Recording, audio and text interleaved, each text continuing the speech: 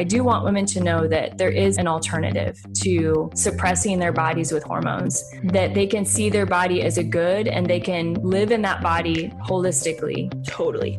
Oh my gosh. It's amazing. I don't think I could live my whole life knowing this and not sharing it with anyone. Hey everyone, welcome to the Hormone Genius Podcast. Jamie here with my co-host Teresa Kenney, and we're welcoming Isabelle Adams. She represents Natural Womanhood, and I'm really excited for this episode because we're going to be talking about Cycle Mindfulness Clubs. Now, we've talked a little bit about this in the past. We've had Natural Womanhood on in the past, but I'm so excited about this episode is to really encourage all college-aged women listening today who have a heart for this. You have a heart for this. You think about how awesome our hormones are. You think about how incredible our fertility cycle is. You think about how your life probably maybe even has changed by learning and knowing about your fertility cycle. And it helps you understand who you are and how you feel and kind of what to expect day to day. So this podcast episode is for you. It's for you because at the end and throughout, you're going to be invited to participate in the Cycle Mindfulness Club. So we're going to explain what the Cycle Mindfulness Club is from our guest, Isabelle. So Isabelle Adams, she's the education coordinator for Natural Womanhood, and she's currently pursuing a master's in clinical mental health counseling at Divine Mercy University. And Isabelle, you've led 2 Cycle Mindfulness Clubs, one as an undergrad and then one in your hometown after graduation. I'd love to hear a little bit just right off the bat how this experience has deepened your appreciation for holistic women's health and just the love of the fertility cycle and the truth of how our body can communicate kind of our health status and our fertility status to us. Absolutely. Yeah. Thank you so much for having me. I'm really excited to be here with you all today. I guess I was first introduced to the Cycle Mindfulness Clubs when I was a junior in college. My mom is a fertility awareness method instructor. The Marquette method is what she teaches. And she was receiving Natural Womanhood's emails and saw that they were looking for leaders and encouraged me to apply. And so the summer before my senior year, I went to Texas and was trained to be a leader and came back home in that fall and spring and led a Cycle Mindfulness Club. And it really was such a beautiful experience. Just getting to walk with these women, my peers, which is something so cool. You don't have to be an expert on hormones or women's health or anything to lead one of these clubs.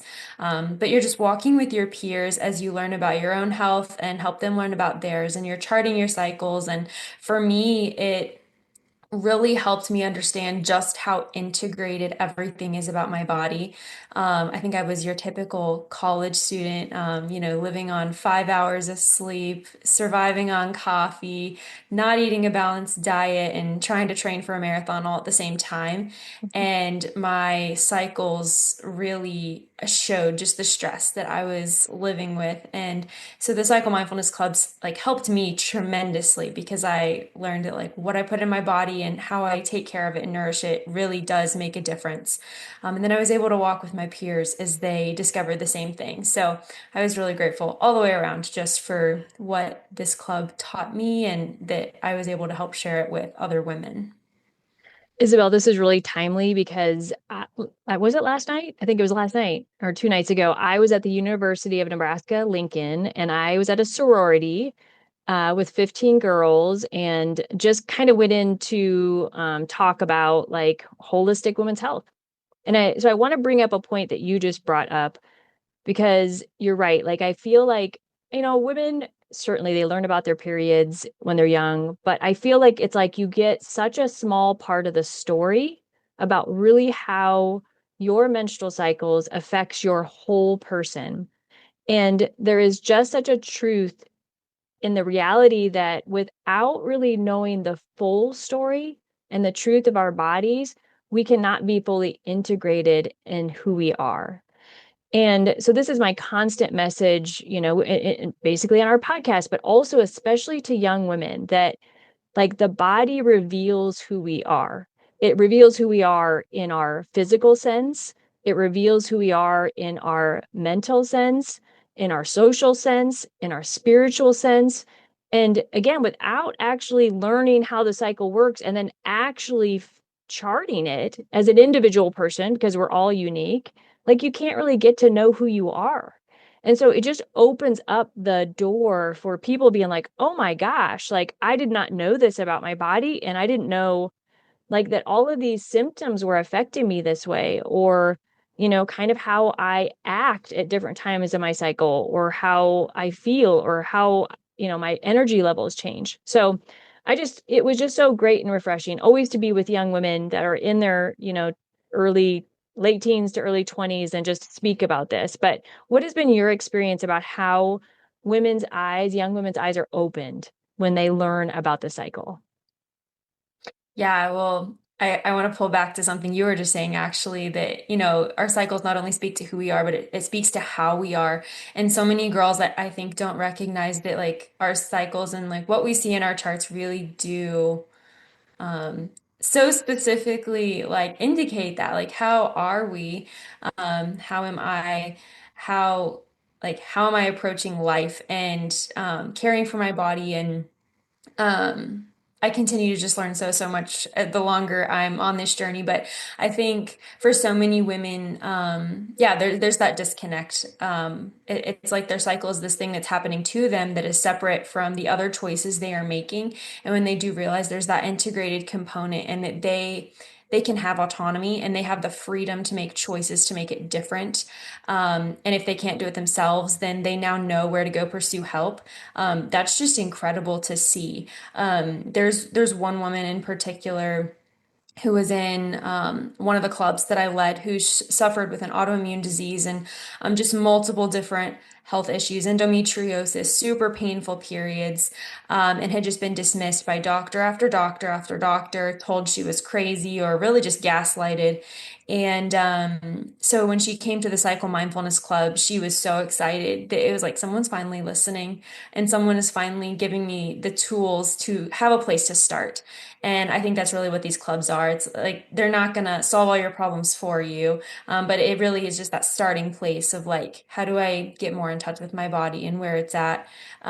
Because unfortunately, too many women have the experience that my friend did, where um, just maybe doctors don't listen to you. And that's really hard if you are a woman who's struggling with painful periods or heavy periods or no periods. So, yeah. Absolutely. And what you said as religious gaslighting, that's a true thing. And I can recall in my own story, well, you're a Catholic, so I get it. You don't want to be on birth control, but I really think you should be.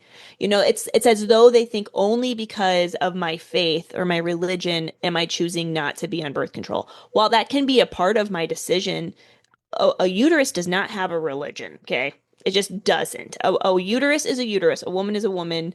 It just is the fact. So it's healthcare. It's healthcare, and we have this big barrier wall to cross. And I think the walls are coming down, and more doctors are coming to learn about the truth. Praise God. But yes, I just feel so terrible for every woman who does have that experience. So I just want to apologize, I think, just on behalf of all healthcare professionals to those who have been dismissed, especially using the faith element. That's almost like a double hit. It's so not heard in that way. If anything, that should be the cause for respect. I respect you because you're making a decision for your faith. But no, that's like a double hit. That's so frustrating. Okay, so Isabelle, something that really landed for me when I started learning more about cycle mindfulness clubs is this idea of healing because we're in community. And this has always really landed in my heart. This idea that in communion with women, the simple fact of just being around others is healing because every woman has a unique story. And that gal in particular, the woman that you experienced, telling you that she was religious gaslit or however that phrase was, she can come to a cycle mindfulness club and express that. And then guess what will happen? I imagine another gal will say, "Hey, that happened to me," or something similar. And verbally processing these kind of micro traumas and experiences that do impact us and make us feel small, that's important to share with your peers.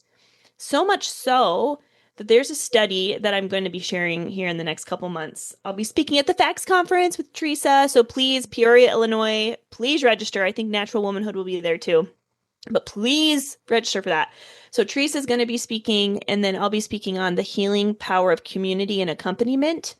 And there's this study where they were asking, I don't know how many women.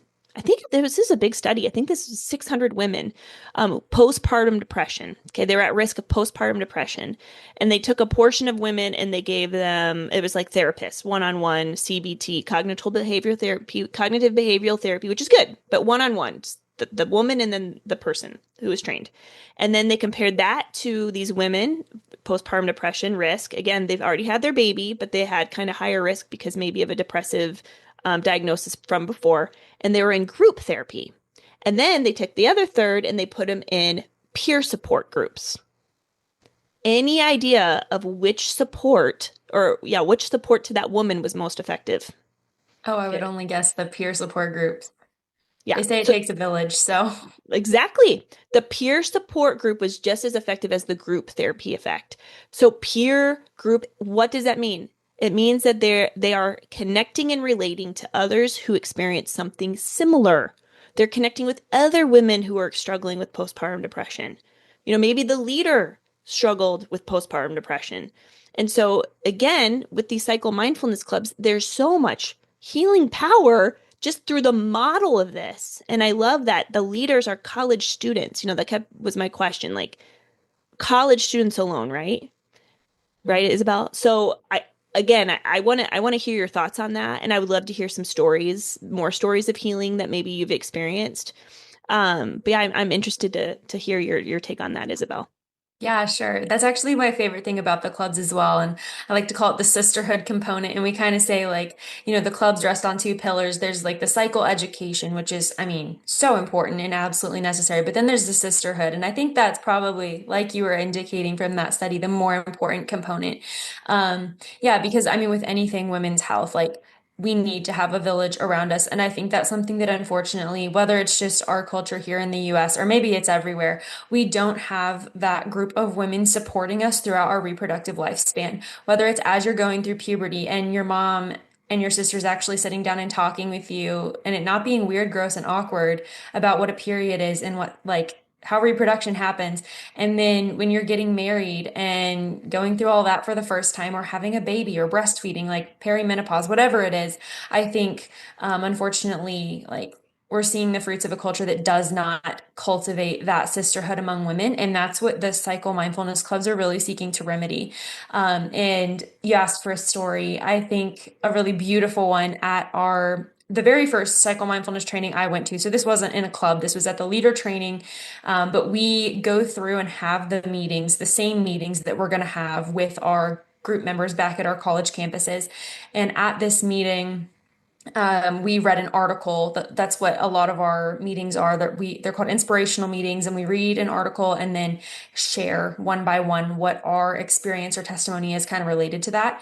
And one girl, shared the story of how when she got her first period, her dad came to her and was like, if you ever need anything, absolutely anything, I'm here. And when she did, he would walk into Target and proudly tuck the hot pink pads under his arm, and it was no big deal. But that story was so different from another girl who wasn't even told what a period was before it came. And she woke up and thought she was dying, and how like terrifying that was for her in the moment, even though within a few minutes she was told by her mom, like, oh no, this happens to every woman. And she knew she wasn't dying. Like that initial experience and fear was like it left a mark, and then only to be followed up by the shame that just kind of naturally surrounds something and we perceive it as dirty when we can't talk about it in the open. That was her experience. But it was really, really powerful to see how even though those two women had completely different experiences, night and day, they were able to come to the same group and receive one another and listen to one another, and like healing happened for both of them. Like they were both crying at the end of the session, even though one you might say like didn't have a bad experience. It was like she could imagine herself in the shoes of that woman, like not knowing what a period was when she woke up and had it for the first time. And so I think that just kind of illustrates the nature of the clubs, whether it's small or big things like you said, micro traumas, or maybe it's like someone grew up in a home where they were told about their cycles and educated and really set up for success in that area.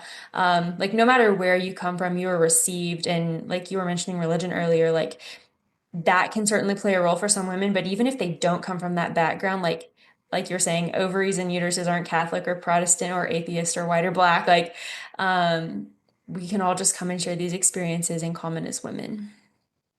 I think I heard someone say, like, again, we're all embodied persons. Like, we all have a body. Like, this unites us, and we all have a body actually that functions pretty much the same, Like, we all are unique, but at the same time, like, our physiology was all given to us the same. So, it is something I totally agree that people can come together and share with each other. I think the word that is coming over and over to me, Isabelle, is empowerment. It's a great word. This is empowering to women to go to a cycle mindfulness club and to be a part of it with other women in community is empowering. It's not just empowering to the individual, it's empowering to all of women's health because we're able to basically help women foster community and restore themselves this way. As you said, it doesn't matter. I mean, everybody has like experiences. Sometimes it's traumatic, sometimes it's just a weird or awkward thing. But if we can all come together and be like, oh my gosh, yeah, like I had that too. I just think, it really does help people grow and change and become better versions of themselves. So, with that, I want to know, and by the way, Natural Womanhood, you mentioned like reading an article and then bringing it up. Natural Womanhood puts out articles. Jamie, we just learned this. It's like 3 a week, I want to say. I mean, it is an extraordinary amount of information that Natural Womanhood is putting out. And so you should subscribe to their email list, everybody listening, because they are very well researched articles. Like they are scientifically reviewed. They are very good about putting out really authentic content, Natural Womanhood. So we want you to subscribe to their email list, but also we want people to join a cycle mindfulness club. And so, how, Isabelle, can we get people to go to this training that's coming up soon? Because, this is like down to the wire in a lot of ways. So, like, let's hype people up and be like, if you're at that age or a girl that's in college, just like your mom did with you, Isabelle, how do we get people inspired to really start a cycle mindfulness club in their area, in their school? Yeah, I'm so glad you asked, Teresa. So it's really exciting. Our applications for the 2026-2027 school year are open currently. And it's a really short application. You actually complete a short interest form, basically like saying you check all the boxes, and then you'll get an email for a more in-depth application. And then we have an interview. And it's really like a pretty simple process, and we're there to help you with it along the way the whole time. But yeah, if you are, I mean, in college, even out of college, we have 3 or 4 young adult groups now, some operating in parishes, some operating in like a Bible study sort of setting, like they have their Bible study and then Cycle Mindfulness Club immediately after. So really in that, 18 to, I mean, heck, even 30 range, depending on where you're at and if there's demand for it. I really would encourage you to consider being a leader. As we said before, you don't have to have any like super special skills or knowledge or any extensive experience or training with women's health, because as Jamie was saying before, like the goal is a peer-led group.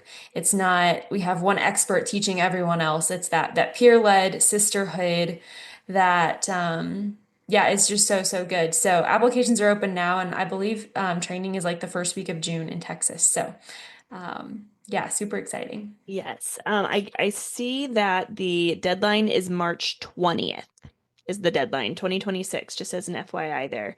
And then something I thought was so cool too, is that people will apply and there's an application process. So, Isabel, I imagine not everyone that applies is selected. Is that true? Yes, although I will say, just kind of naturally, the women who happen to find our application tend to be pretty good applicants, or they've been in a club themselves, so they recognize what they're signing up for. So I would say most of our applicants end up getting selected. This year, I think we're taking about 45, and we're about halfway there. So it's kind of like whatever happens first. Either we hit 45 applicants, or we get to March 20th, but it may go a little past that. We'll kind of just have to see. Yeah, because I think the thing that surprised me the most is that you don't have to pay. I mean, there is a cost per club, and Yes. that can be fundraised, and I think it's $3,500, and that's what it said in your guys' material, and that could be different. Isabel, correct It's me if I'm 25. wrong. It's 2,500. 25, 2,500. Oh my gosh, even better. Heavens. So that's what's so cool too, is that the cost to be trained as a cycle mindfulness club, there isn't one. There is a cost to have a cycle mindfulness club on campus. There's a cost to the attendees for the material. But as far as it makes it seem, the cost to be trained as a cycle mindfulness leader wouldn't be a financial barrier, Isabel, unless I'm misunderstanding it. No, that's exactly it. Well, and that's what the goal is. We don't want cost to ever be inhibitive, or inhibiting. But yeah, we provide fundraising coaching, and we've even had some girls have huge success partnering either with their diocese or their parish or the Knights of Columbus or a local like women's health clinic that wants to sponsor them and say, "Hey, we'll pay $500 or we'll pay $1,500 towards your training." And then as you mentioned, yeah, the club members have like there'll be dues of sorts. And I believe next year we're in the process of actually developing a really awesome journal to go along with it, like a nice thick journal that has a place to chart with all of the cycle information. And so yeah, the club members opt in with that fee, but then they're also getting like the incredible journal back um for that. But yeah, we don't want cost to ever prevent someone from signing up to be a leader. I just think this is so awesome, Isabel. If I was in college right now, that would have been such a blessing. Like years ago in college, when I was obsessed with this and I felt totally alone, I would not have felt alone. I would have known instantly this is something I would have wanted to do. And so, again, any college-aged woman or any young woman or any person that knows somebody who would want to lead a cycle mindfulness club, again, it's this peer support, so incredible. It's also important too to know, who your resources are for further assessment. So is there anything that's, I guess, my question next here as we kind of start to wrap up? And I also need to give a shout out to our sponsors. But real quick, let's say there is a gal who really is struggling, really heavy bleeding, irregular cycles, whatever the case is. And because the peer leader is not necessarily trained in a method, they're trained to be the peer in this cycle mindfulness club. What would be the next step in that case? Yeah, so there's a couple options. What I would do in that situation is actually like if I didn't know a doctor myself, like in our local area, I would encourage her. Natural Womanhood actually has a tool on their website where you put in your location and the type of medical professional that you're looking for, and it will give you a map with all of the doctors in your area or who are licensed in your state. So some will see you over telehealth, and then they will even like coach your local OBGYN if they are trained in more like functional medicine or just, holistic women's healthcare, which is huge. One of the gifts of technology. But otherwise, yeah, it's like we always want to point them to someone else who is able to give them the help that they need because, as you said, as peers, we aren't the doctors. So, yeah, but that tool is a great place to start. Awesome. Okay, real quick, we are so thankful for our sponsors. It's how we're doing these episodes is because we have people to sponsor our podcast to partner alongside us. So a special shout out to We Heart Nutrition. We love these supplements. Just this morning, I was taking all my supplements, and one new supplement that I started taking is the immune support supplement. And I'm really loving that. And it has actually some colostrum in it. Teresa, did you know that? Did you notice that? So that leads me into also our partnership with Wonder Cow. So We Heart Nutrition, the Genius is the code for 20% off of your order. We Heart Nutrition. But that leads me into Wonder Cow. So Wonder Cow, we've partnered with them, and they have colostrum and much more per dose, and that's super helpful for your gut. It's super helpful for your immune system, and it's very easy to take. And so we also partnered with them. Visit wondercow.com and type in Hormone Genius for 15% off of your first order. We'll have all of this information in the show notes. And then lastly, Teresa, do you want to give a shout out to one of our newest affiliate partners? Yes, I will. So I have been using this product for a while, and it happens to be someone that I locally know. So we're in the Midwest, and if you've ever heard that tallow is like great for skin, great for a lot of things, but particularly for your skin. I love their soap bars. I mean, like I'm obsessed with soap bars. I don't know why. I've always been obsessed with soap bars. I just like them and they smell so good. So tallow soap bars, Grazing Beauty, guys, Grazing Beauty. It's sourced in the Midwest. I've never found a better tallow. Their tallow is like not it's like not that Vaseline like it's like whipped. It's like really, and I actually have been using it as a curl, like for like a curl cream. Oh. So I don't know. I'm finding all sorts of reasons that I love Grazing Beauty tallow, but you can get 10% off your order with the code Hormone Genius. Just go to grazingbeauty.com and check out all their products are amazing. So yeah, but yeah, I mean, Isabel, as we are kind of like wrapping up on this, I kind of want you to give like, what was like, how has cycle mindfulness changed your personal life? Like, I know like you are out of college now. I think you have a little one, as I Mhm. understand, right? Like your life goes on, right? Like we're young and we don't know everything in the world and we gain wisdom over the years. And then we're like, gosh, I wish I would have known all this. But as an individual, how has cycle mindfulness changed your life? Yeah, I'll kind of answer like there's two huge areas. The first one was I guess just a little bit of history. I had an eating disorder all throughout middle school and high school, and I was also a cross country and track runner. And I actually have an article on Natural Womanhood's website about this because it was really charting that helped me heal from that eating disorder fully. Um, but yeah, struggled with amenorrhea, bone fractures, weight loss, like depression, all of the things that kind of go with that female athlete triad. And I knew that not having a period wasn't great, but I didn't understand much beyond that. And once I started learning about women's health and how integrated my cycle and hormones and health and athletic performance and mental health and all of that was, it really motivated me, like kind of as I was saying in the beginning, to take steps, like take the steps myself to make a difference in my life. And I think the article, like, I don't remember exactly what I named it, but it was something like gaining 10 pounds not only healed my eating disorder, but like made me a stronger runner as well, which like wasn't what I thought was even possible when I was 17 years old. Like gaining 10 pounds was terrifying. But it like allowed me to get my period back and then become like a far stronger runner than I ever was before. And so that was kind of the first experience of where like working with my body to support it is going to help me excel in the areas I'm passionate about more so than trying to fit this standard of beauty that our culture says women should fit. And then as I've, yeah, like you mentioned, moved into motherhood, my first baby was born in early December last year. So she's about 2.5 months old.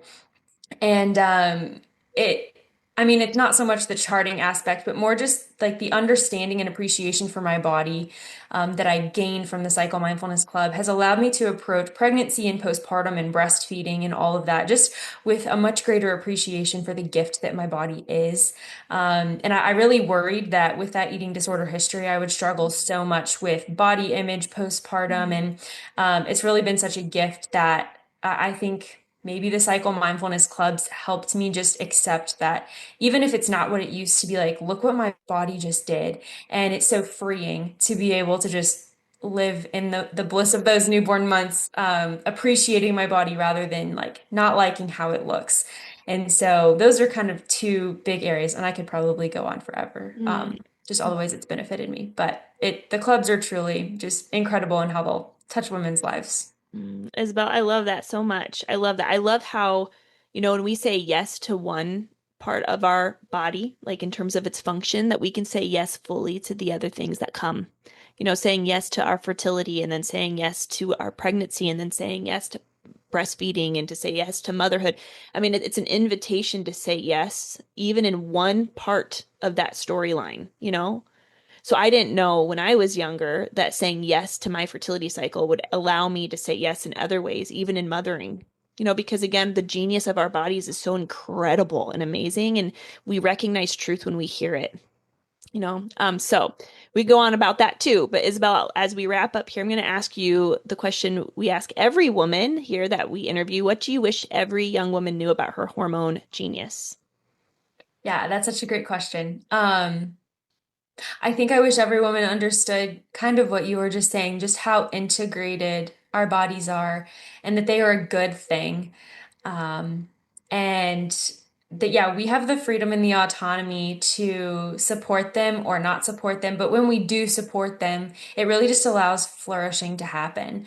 And I've experienced that firsthand. I went from not flourishing before with the eating disorder and all the bone fractures and everything to now like loving motherhood and really appreciating the gift that my body is. And it's just such a more joyful life when we can recognize that we have that autonomy to say yes, as you said, to supporting our bodies, and just then the fruits that can follow from that. Awesome. That's beautiful. That's very beautiful. So one more time, where can people sign up to become a cycle mindfulness leader?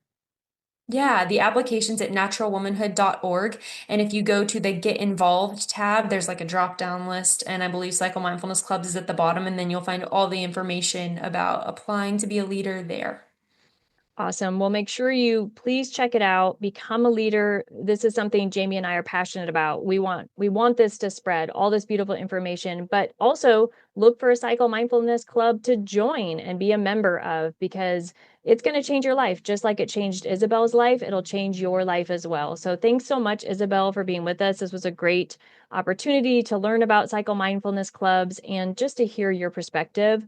You're just well spoken, and that's always really awesome to have somebody that is able to share the good news in such a joyful way. Yeah, thank you so much for having me. It's been a joy speaking with you all.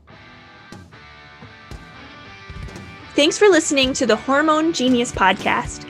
Please remember to share our podcast with your friends and family, and also follow us on social media. If you were not aware, we have a YouTube channel, so if you could like and subscribe to our YouTube channel to stay in the loop with all of our latest episodes, we would appreciate that. Thank you so much for your support. We are excited to journey alongside you as you discover the beauty and the genius of your hormones.